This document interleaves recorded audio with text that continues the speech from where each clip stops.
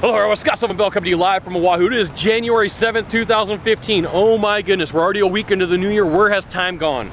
It's 10:20 in the morning, 70 degrees, perfect day to talk about body language. So here's the thing.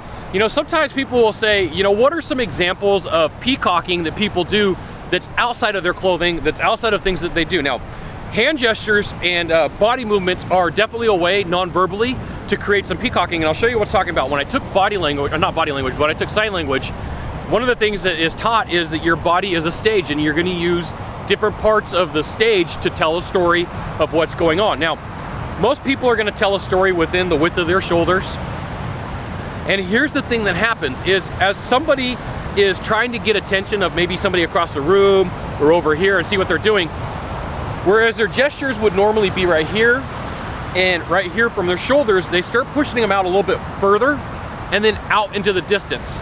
So if I turn to the side, now my hands are out further, and now I'm doing things out here because I'm trying to get the person, the girl, the guy over this direction to pay attention to me. Now, this is something that predominantly happens with men that I've seen in the United States. There are some women who do it, but that peacocking gestures or getting somebody's attention by putting their hands outside further than what is normal for a normal conversation is something that you can see people do.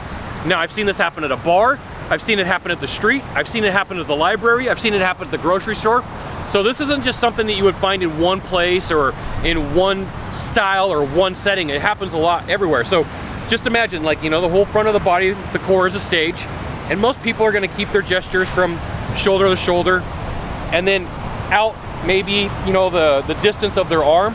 But what happens is people start pushing out and they stop talking further. Now, what happens also is the gestures become more animated, they become quicker, they become more exaggerated in this process. So there is a thing of peacocking gestures where people see. Now, sometimes that happens with a weird or strange stance. Like, my legs right now are really far apart. It could be that, somebody's sitting there and they have their arms across the table and it's just a weird sitting environment, and you're looking, you're like, that looks weird. But it's done to get attention, and it's done in a peacocking effort for that person to pay attention to somebody, okay?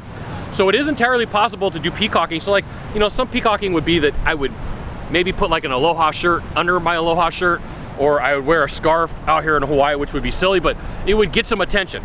So that's the whole thing. The whole idea is the peacocking gestures is to get some sort of attention, because now I'm way out here or up here, or it happens, okay? Now, if you could do a small favor for me in the box down below about peacocking gestures, that would be fantastic. To the right or to the left, there's a subscribe button. Subscribe. And you can send it out to all your friends via StumbleUpon, Facebook, Twitter, Google+, Sylvan Bell. Only Scott Bell will summon, and we'll see you soon. Thanks for watching. Aloha.